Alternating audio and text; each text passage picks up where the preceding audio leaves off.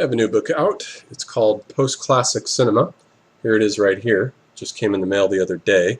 Post-Classic Cinema, and it's got a cover photo on it by a friend of mine, Abigail Rose Marsicano, who photographed this dilapidated movie theater in West Palm Beach, Florida, that was put out of business by a hurricane, I think in '05 or '06. But it's a perfect symbol of the past of cinema, the age of the drive-in theater and midnight movies, and now with attendance, at least as of 2011, movie theater attendance was at an all-time record low, the lowest that it's been, I think, since 1995. So the future of the movie theater is in trouble.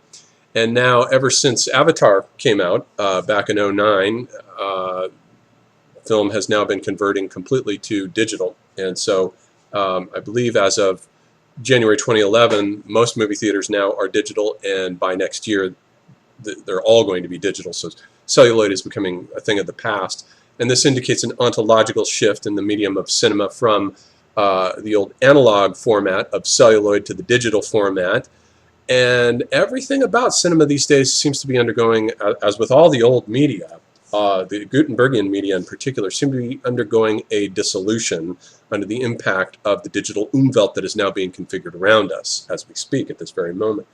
And so what I've done in this book is to collect all the reviews of all the movies that I've done for the past 8 years, since 2005. So this is collected film reviews, most of which, about 95% of which, appeared on my blog, cinemadiscourse.com, which is a blog that my colleague John LaBelle and I came up with back in 2005 with the publication of my second book, but this is my first book on cinema, Celluloid Heroes and Mechanical Dragons, which came out in 2005.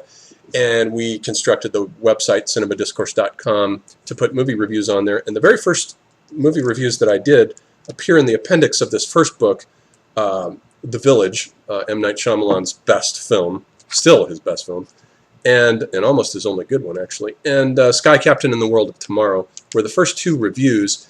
And in a certain sense, Post-Classic Cinema then picks up right where that book leaves off, because this book begins with my review done that same summer, 2005, of Star Wars Episode III, The Revenge of the Sith, which just narrowly escaped publication in the first book by just a few weeks, and then continues with Batman Begins and King Kong and Land of the Dead, all the stuff that came out then in 2005.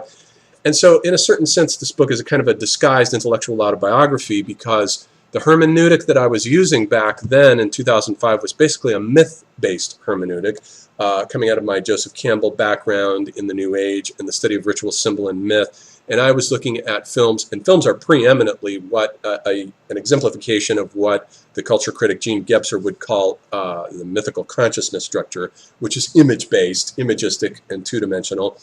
And that is the hermeneutic that I was using back then. But when I moved on to write my next book, after Celluloid Heroes, Dead Celebrities, Living Icons, I looked around for philosophers who were capturing the sense of where we're at, and of course Baudrillard seemed to be the one to turn to. So I read Simulacra and Simulation to illuminate the whole Umwelt of the dead celebrity with his two-dimensional universe of avataric images that flatten out and compress the three-dimensional individual into a two-dimensional hieroglyph. Baudrillard makes a great deal of sense out of that whole Umwelt. So I turned to him, read Paul Virilio, and pretty soon I was on my way to becoming addicted to French philosophy, reading Deleuze and Guattari and all of that.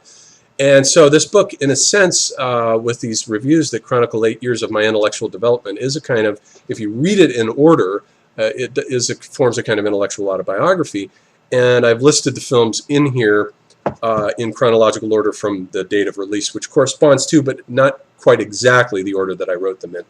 Plus, I wrote some new reviews for this book for the first time. I went back and rewatched Terrence Malick's Tree of Life, which I initially disliked, and then went back and watched it again and had a whole different response to it. So, and also his new film, To the Wonder. I wrote reviews for that were never put on my blog, so that are specific to this book, so they've never been read before, and also a review of Brandon Cronenberg's, Cronenberg the Younger, as I call him, Antiviral, which I've also included in this book, as well as some hitherto unpublished stuff, such as an essay that I did on the films of David Lynch's Los Angeles trilogy of Lost Highway, Mulholland Drive, and Inland Empire. That essay I had written for another volume, but it never found a home, so now it finds a home in this volume in the appendices. And so the concept that I've used to frame the book then is this concept of post-classic cinema. And the idea of a post-classic anything is a term that is well known to art historians. It was initiated by J.J. Winckelmann, the great German who wrote the history of the art of antiquity in the 18th century, wherein he for the first time essentially laid down the rules of art historical criticism as a sequence of stages. Sometimes he gives the model as three, where he'll say that, this is his model based on looking back at the evolution of Greek statuary, that begins with what he calls a stage of necessity, and then moves on with Phidias and Praxiteles and the rebuilding of Athens after the Persian Wars in the 5th century BC to the stage of what he calls beauty. And then as it moves in after the conquest of Alexander and the death of Alexander, and it moves into the Hellenistic ecumeny and that whole world horizon in which art becomes what he calls superfluous. He doesn't use the term post-classic, but uses the term superfluous to characterize Hellenistic art, which is a worldless type of art, very similar in its ontological situation to contemporary art today, which is also, on a great Aufhebung, a Hegelian turn of the spiral, a worldless art once again. That is to say, an art that has become disconnected from being. All the great being systems have collapsed in the rubble heap into a giant midden heap after World War II, and our contemporary artists are now, Anselm Kiefer is a classic case in point, who are drawing scraps, as they were, out of the midden heap of the collapsed ruins of the metaphysical age, and they're constructing works of art that are no longer, as Gadamer put it in Truth and Method, where he says the work of art should be an avatar of being, an emanation of being that increases the being of that which it represents. That is no longer happening because with the situation of the contemporary artists, and of course I'm working on a book right now about art after metaphysics that will explore this terrain in more detail. Contemporary art, there is no being idea anymore. The being idea has broken down, and as Heidegger says in some of his later works where he talks about the problem of the mere object, the artists nowadays are, a lot of them anyway, not all of them, are constructing mere objects that are cut off from being. And when they're cut off from being, they are no longer things in the Heideggerian sense with a capital T.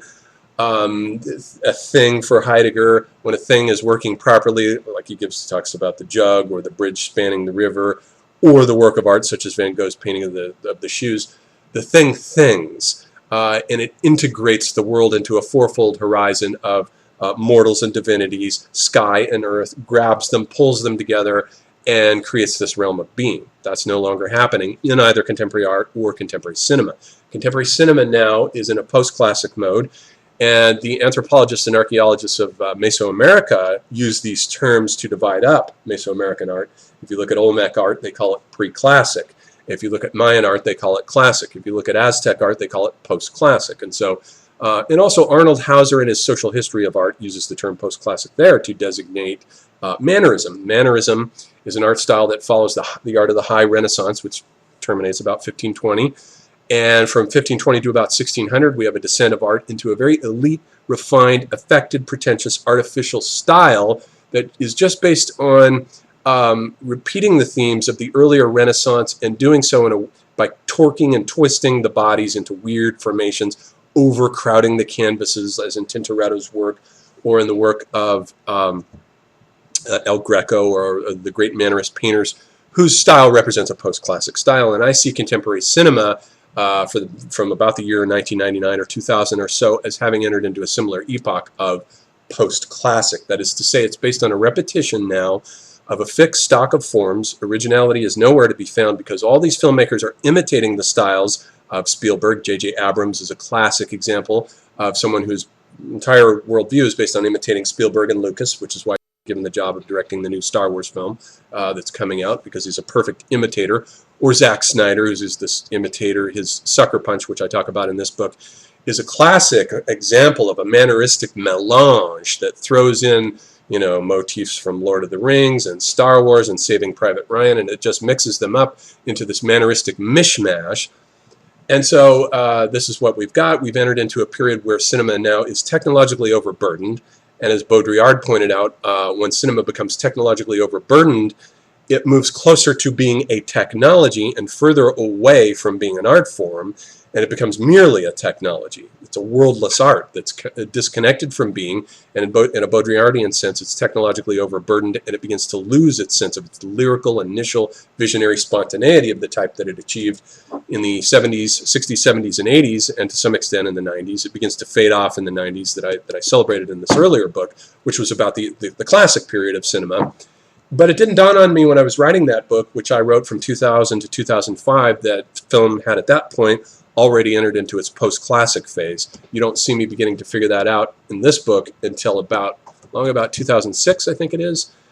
06 or 07. I think it's 2007 with Danny Boyle's Sunshine, which is a film that is backward looking at movies like Alien and 2001: A Space Odyssey, or these monumental Titanic achievements, but Sunshine has very narrow concerns by comparison with these earlier masterpieces. And so now we're getting the age of cloning, grafting, and repeating earlier forms. All the great directors are going back, looking at their earlier works, like Ridley Scott, reworking Alien as Prometheus. He's about to rework Blade Runner with a Blade Runner sequel. We've got Mad Max 4 coming back. All of this was kicked off with George Lucas going back and redoing the Star Wars films as the Star Wars prequels. And so all the great masters are going back, and we've got Spielberg, who goes back and redoes Indiana Jones every few years. This includes Tintin, which is his most recent redo of Indiana Jones. All of this is post-classic. It is well known to art critics and art historians what the morphological characteristics of a post-classic development are. And contemporary cinema for the past 13, 14 years, 15 years, perfectly exhibits all the manneristic traits of a style that is backward-looking, looks back over its shoulder at the past and emulates the past, and therefore has no future in front of it. There is no new horizon. Cinema is closing down. It is a done deal, and what we're looking at now is the light of the remaining light of a star that has imploded and has left behind the traces of its glow in the afterburn of the sky. That's all that's left with cinema. And this isn't just the case with Hollywood. It's also the case with international cinema as well, and the cinema of foreign filmmakers like Lars von Trier, whose films come more and more over time to resemble some of the characteristics of Hollywood, certainly not in recent films like Antichrist and Melancholia, but in some of his other films, and Thomas Vinterberg and Walter Salles and Alfonso Cuarón, a number of these filmmakers who and Nicholas Winding Refn is a most recent example with Drive, with Ryan Gosling, who are these filmmakers that are reputedly from the avant-garde, but yet they're working in Hollywood just as well, and they flip back and forth between the avant-garde and Hollywood. Something similar befell Guillermo del Toro as well. So the boundaries between Hollywood and the avant-garde are no longer there. Those two are disintegrating and breaking down. And so we're witnessing the vanishing of a great high art that is now in its terminal phases. And so my book is now available on Amazon.com for ordering, or you can get it off of the CreateSpace website. And so we'll leave it there with this little promo video for that.